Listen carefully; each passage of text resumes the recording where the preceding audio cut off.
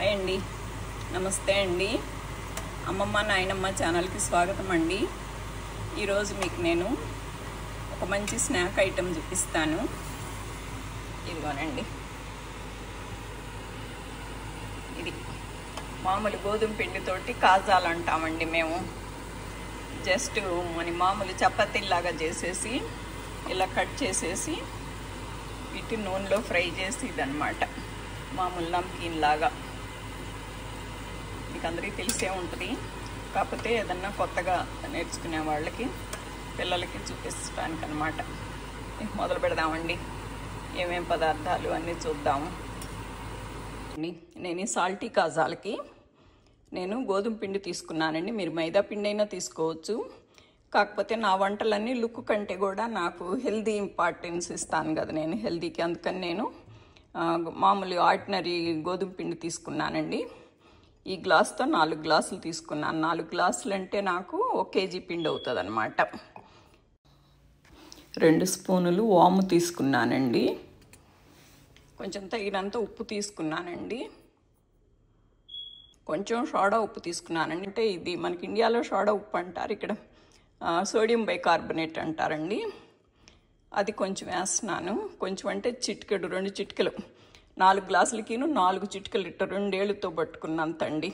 అది 4 సార్లు పట్టుకున్నంత అనమాట, 4 కప్పులకిను. ఒక 100 గ్రాములు ఆయిల్ తీసుకున్నానండి.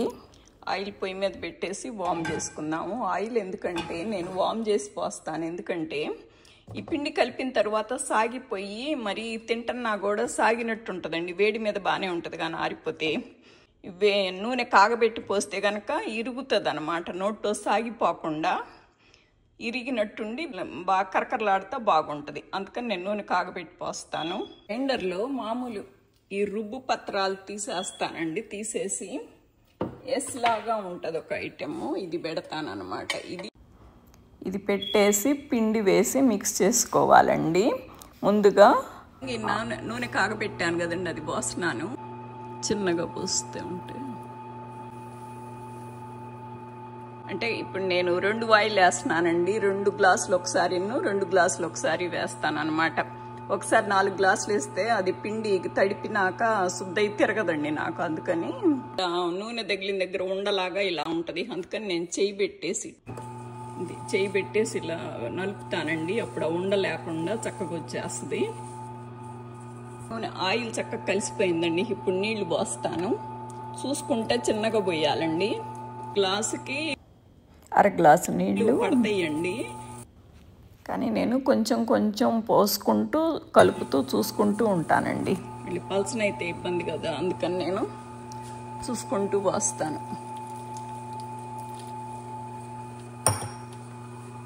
అదిగోనండి, అలా తిరుగుతుంది అనమాట. అది నేను ఒకసారి 4 గ్లాసులు వేస్తే అది తిరగలేకపోతూ ఉంటుంది. అందుకని నేను 2 గ్లాసుల పిండి ఒకసారి 2 గ్లాసుల పిండి ఒకసారి వేస్తున్నాను. అది ఇప్పుడు చక్కగా సరిపోయిందండి వాటరు. తర్వాత తీసి చూపిస్తా. ఇదిగోనండి కన్సిస్టెన్సీ ఇట్లాగా అనమాట, మన చపాతీ పిండిలాగానేనండి. మరి అంత పలసగా కూడా చేయకూడదు. అంత పలస చేస్తే మరి నూనె ఎక్కువ లాగుతుంది అనమాట. దీన్ని ఇలా రోల్ చేసేసుకోవాలండి.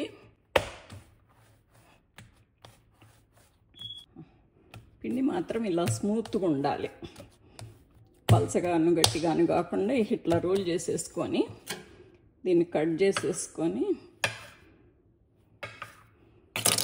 ఇక ఒక్కొక్క ఉండ ఇలా చేసేసుకోవాలండి. ఒక్కొక్క ఉండని తీసుకొని మనం చపాతీ చేసుకొని కట్ చేసుకొని నూనెలో ఫ్రై చేసుకోవాలన్నమాట.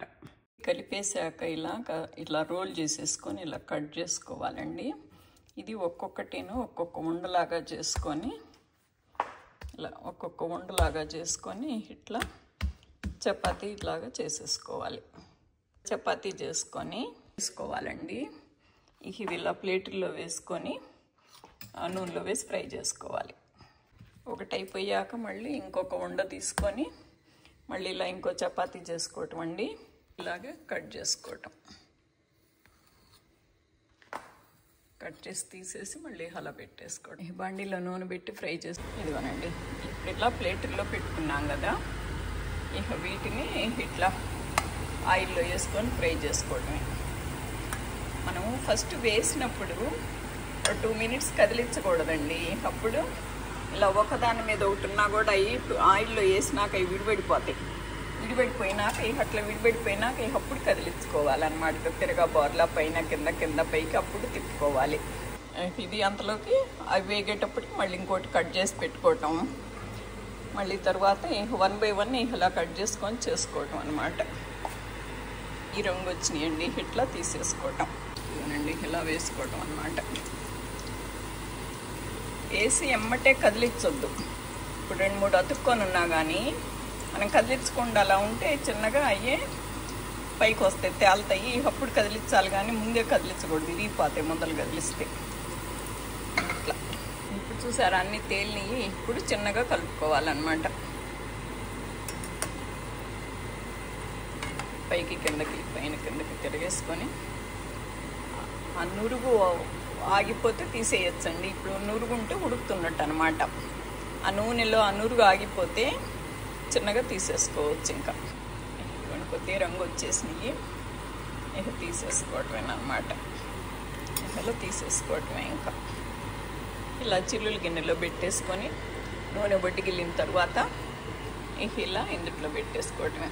కింద నూనె పీల్చుకునేటట్టు 2 టిష్యూలు వేసుకొని ఇదిగోనండి మన కాజాలు. మామూలు పిల్లలకి సాల్ట్ బిస్కెట్లు అంటారు, అట్లా పెట్టచ్చు అనమాట. నేను వామ్ వేసాను, జీలకర్ర అయినా వేసుకోవచ్చండి. మామూలు నమ్కిన్ కనుక ఇది పిల్లలకి ఏమి ఇబ్బంది ఏమి ఉండదు, ఎట్లా పెట్టినా కానీ. ఏడాది పిల్లలకు కూడా 4 బిస్కెట్లు లాగా అట్లా ఇవ్వచ్చండి. కాకపోతే బిస్కెట్లైనా ఇవ్వచ్చు, బిస్కెట్లు మరి బయట చేసేవి కదా అని. ఇదైతే ఇంట్లో హోమ్ ఫుడ్ అని అనమాట.